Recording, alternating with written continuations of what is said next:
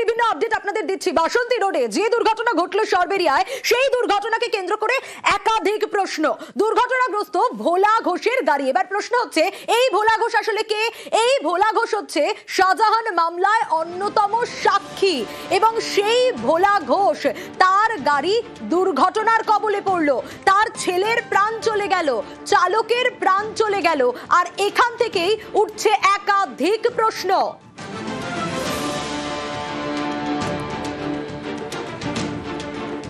লরির সঙ্গে সংঘর্ষ ভোলা ঘোষের গাড়ির, এবং তিনি দুর্ঘটনাগ্রস্ত, তার গাড়ি দুর্ঘটনার কবলে পড়ে, হাসপাতালে চিকিৎসাধীন থাকেন। এবং তারপর প্রথমবার নিউজ 18 বাংলার সামনে বেসরকারি হাসপাতালে চিকিৎসার পর নিউজ 18 বাংলার মুখোমুখি ভোলা ঘোষ। কি জানালেন তিনি, আগে সেটা শোনাই।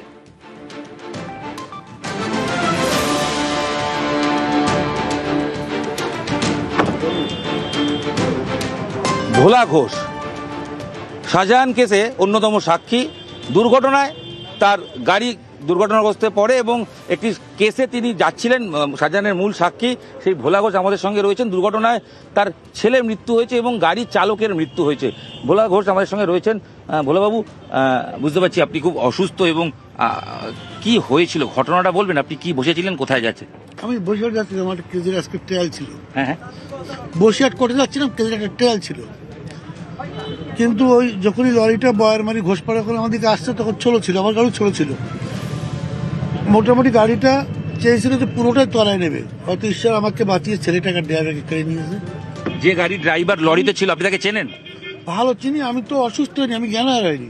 এই যে সাপোর্ট বেলুন আমাকে বাঁচিয়ে রেখেছে, জ্ঞান। এখন শুধু এইটুকু প্রশাসন দায়িত্ব নিয়েছে, প্রশাসন নিশ্চয়ই ভালো। বলবেন কি হয়েছিল? আপনি তো বেরোলেন, আপনি কোথায় বসেছিলেন? ওই তো বয়ারমারি ঘোষপাড়া। না, গাড়ির কোন জায়গায় বসেছিলেন? গাড়ির এই সিটে, এই সামনে ছিল, ড্রাইভারের পাশে। তারপরে লরিটা যখন এসে মারলো, তখন এটা এসে আমার বুকে লাগলো, লেগে ফেটে গেল এয়ারব্যাগটা। ধার ঘুরে দেখি ড্রাইভারও ওই ছেলে ওধারে পড়ে আছে। ছেলে কোন দিকে ছিল? ছেলে ওই ধারে ছিল, ও বাড়ি খেয়ে এধারে চলে এসছে। আর গাড়িটা জলে, আমি যে গাড়িটা পাল্টে গেলে শেষ হবে, আমার এই পাটা এখান থেকে বার করে কোনো রকম উঠে বাইরে গেছি। তারপর লোকজন আসলো। যে লরিটা আহত মানে অ্যাক্সিডেন্ট করলো, সেই ড্রাইভারের নাম কি আপনি তো চেনেন বলছেন? ড্রাইভার তো অনেকে চালায়, কিন্তু এটা আলিমুল্লাহ, আমি আলিমুল্লাহকে আমি শিওর দেখেছি। হঠাৎ আপনাকে আক্রমণ, এটা কি মনে হয়? ঘটনাটা কি দুর্ঘটনা? আমাকে মারতে এসেছিল। হ্যাঁ, আমাকে মার্ডার করতে এসেছিল। কেন এসেছিল? ও অনেক সমস্যা আছে, ব্যবসায়ী বা বিভিন্ন কিছু। হ্যাঁ, এটা কি শাহজাহান ঘনিষ্ঠ? হ্যাঁ, এই যদি বলেন আপনি। এক মিনিট সরি। হ্যাঁ, একদম। কিন্তু অভিযোগটা বলুন, যদি বলেন। সাধারণ ঘনিষ্ঠ, যে মারতে এসেছিল, তাই শাহজাহান ঘনিষ্ঠ? হ্যাঁ। এখন আপনি কি বলবেন?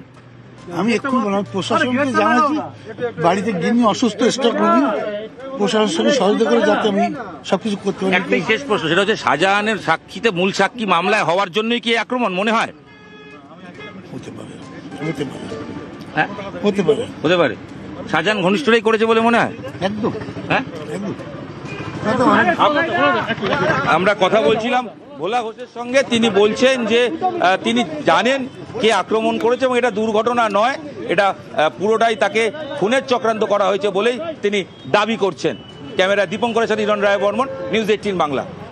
ভোলা ঘোষ বলছেন স্পষ্ট নিখুঁত পরিকল্পনা, অভিযোগ তুলছেন এই ঘটনা শাহজাহান ঘনিষ্ঠ কেউই করেছেন। কারণ তাহলে কি জেলে বসে ছক করা হয়েছিল সাক্ষীকে মেরে ফেলার? এই প্রশ্ন, এই অভিযোগ বারবার করে উঠে আসছে পরিবারের তরফ থেকেও, ভোলা ঘোষের পরিবারের তরফ থেকেও।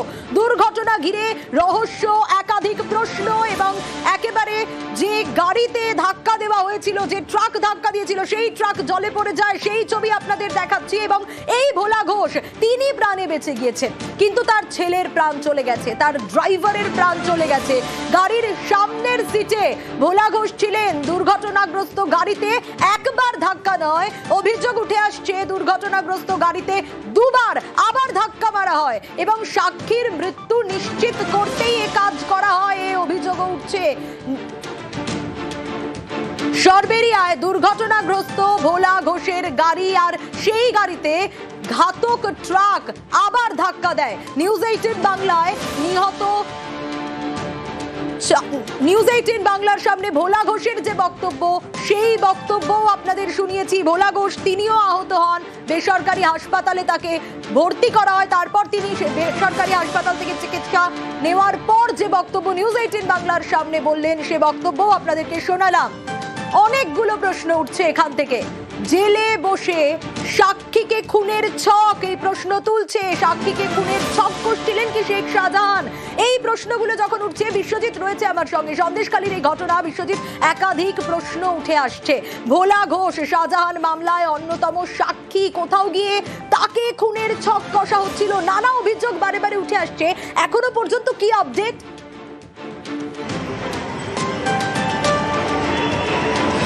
দেখো, এসএসকেএম হাসপাতালের ট্রমা কেয়ার সেন্টারে যখন ভাই সত্যজিৎ ঘোষকে নিয়ে আসা হয়, ঠিক তারপরেই সত্যজিৎ মারা যান, অর্থাৎ ব্রড ডেথ হয়।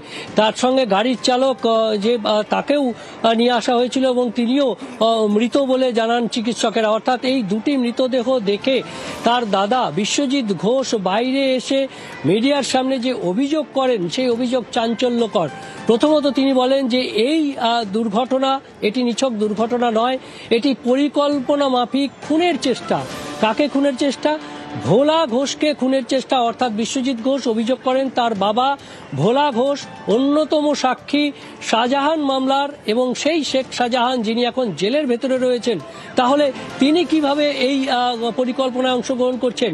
স্পষ্ট জানান বিশ্বজিৎ ঘোষ যে শুধুমাত্র এই ঘটনার জন্য অনুমান করছেন এমনটা নয়, শেখ শাহজাহান জেলে বসেই কার্যত সাম্রাজ্য চালাচ্ছেন, এবং সেই সাম্রাজ্য চালাতে তার ঘনিষ্ঠ লোকজনকে, অর্থাৎ সন্দেশখালী পঞ্চায়েত সমিতির যারা নেতৃত্বে ছিলেন, পঞ্চায়েত সমিতির দায়িত্বে ছিলেন, সেই সমস্ত নেতা নেত্রী এবং দুজনার নাম স্পষ্ট করে বলেন, এবং এই দুজনার মাধ্যমে সেখানে তিনি কার্যত তার পরিকল্পনা বাস্তবায়িত করেন। অর্থাৎ জেলে বসে শেখ শাহজাহান মোবাইলে নির্দেশ দেন, অর্ডার দেন, আর সেই অর্ডার এক্সিকিউট হয় সন্দেশখালীতে।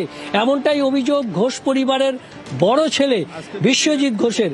এবং তিনি আরো বলেন যে এই যে দুর্ঘটনা, তার পেছনে বেশ কয়েকটি কারণ, বেশ কয়েকটি সন্দেহ, বেশ কয়েকটি রহস্য দানা বাঁধছে। সেই কারণেই এই দুর্ঘটনা যে খুনের পরিকল্পনা, সেটা নিশ্চিত ঘোষ পরিবার। এবং ঠিক তুমি যে কথা বলছিলে, এই ভোলা ঘোষের বড় ছেলে কিন্তু এই অভিযোগগুলোকেই সামনে এনেছে। জেলে বসে কি ছক করা হচ্ছিল সাক্ষীকে খুন করার, এই অভিযোগ তুলেছে। কি বলছে? চাঞ্চল্যকর দাবি তার, একটু শোনাই আগে। আজকে বসিরহাট কোর্টে আসার কথা ছিল। শাহজাহান শেখের যে ওই যে ঘটনা ছিল না, সিবিআই মামলায় হেনা তেনা, ও সাক্ষী ছিল আমার বাবা ভোলা ঘোষ। ও কোর্টে আজকে ডেট ছিল, আসছিল, সেই গাড়িকে চক্রান্ত করে মেরে দিয়েছে। শাহজাহান শেখেরই কথায় এখন ওই এলাকায় মুসলিম শেখ আর সবিতা রায়, এই দুজন চক্রান্ত করে, আলিম বলে, যেটা আমি এখন থেকে খবর নিলাম, ড্রাইভারটার নাম নাকি আলিম ছিল, গাড়িটা নাকি লাউখালি ছিল। ওই লরিটা কিছু দূর আগে থেকে ওয়াচ করছিল যে গাড়ি এরম টাইমে আসতে পারে, কোর্টের উদ্দেশ্যে যেতে পারে, সেই উদ্দেশ্য করেও সেই সময় ওরা গাড়িটাকে দিয়ে অ্যাটাক করেছে। এর আগে থেকেও বিভিন্নভাবে হুমকি দিয়েছিল মারার জন্য। ওখানে একটাই রাত চলে, শাহজাহান শেখ, ও জেলে বন্দি, ওর কারসাজি এটাই।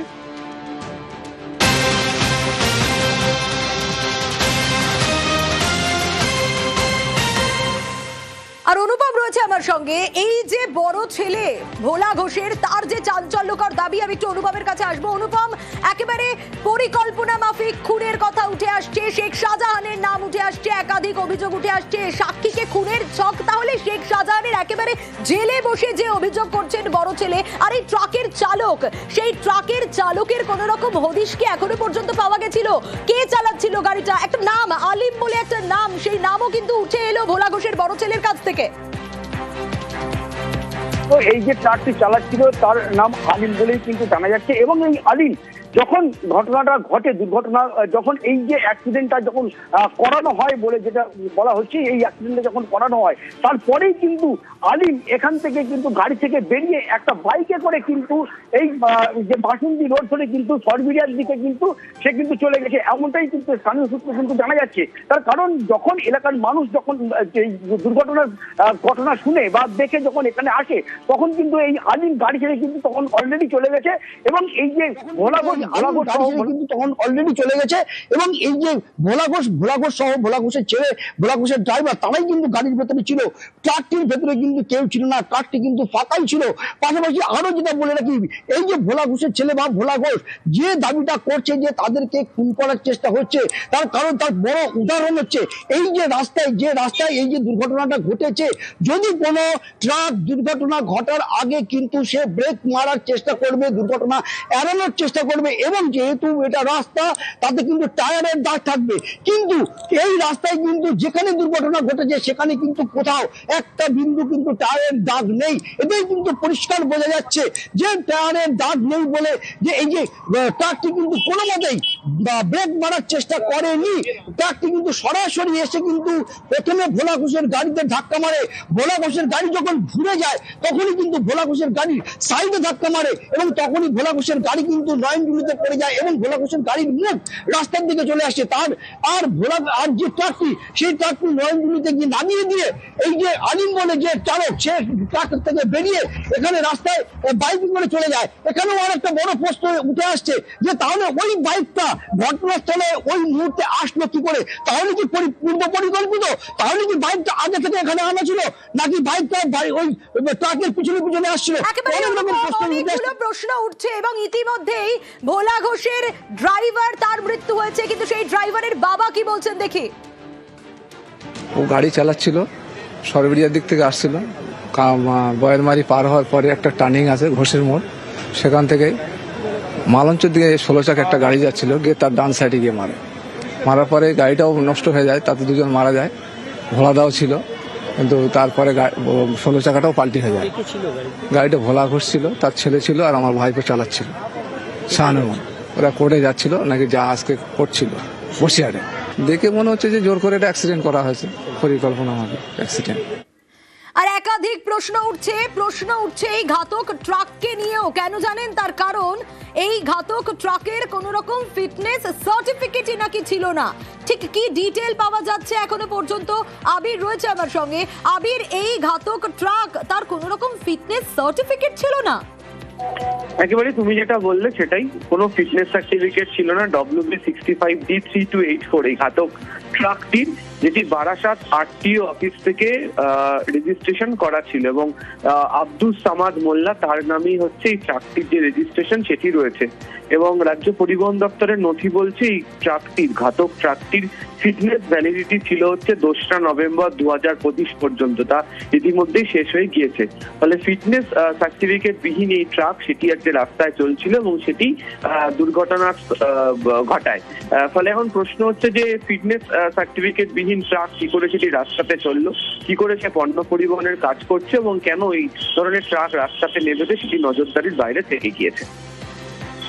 বেশ আবির। আর একাধিক প্রশ্ন উঠে আসছে এই গোটা ঘটনাকে কেন্দ্র করে। প্রশ্ন উঠে আসছে যে খুন করতেই কি দুর্ঘটনার চক্রান্ত, এই অভিযোগ তুলছে। এবং আরো একবার জানাই আপনাদের, এক্সক্লুসিভ ভোলা ঘোষ, নিউজ 18 বাংলার মুখোমুখি ভোলা ঘোষ আদালতে যাওয়ার পথেই দুর্ঘটনায় পড়ে ভোলা ঘোষের গাড়ি এবং শাহজাহান মামলায় এই ভোলা ঘোষ অন্যতম সাক্ষী। গাড়ির সামনের সিটেই তিনি বসেছিলেন। ঘাতক ট্রাকের চালককে চিনেও ফেলেছেন ভোলা। গাড়িতে চালক কারা ছিল? আমার গাড়ির চালক ছিল ড্রাইভার, আর ওর গাড়িতে চালক ছিল। আমি যেটা গাড়ি যখন আসছে আমি তো চলে গেছি। আমি আলিম আমার কাছের ছেলে, আমাকে চিনতে পারছি। এটা কি পুরো খুনের পরিকল্পনা? একদম পুরো আমার বংশ শেষ করার জন্য পরিকল্পনা। এখান থেকে বেলুনটা পেটে এখানে লাগিল। সামনে সিটে বসেছিল? সামনে। আর ছেলে পিছনে সিটে বসেছিল। বসিরহাটে আদালতে একটা মিথ্যে রেপ কেস দিল, তার ট্রায়াল ছিল, সেই কেসে যাচ্ছিলাম দুই ছেলে। না।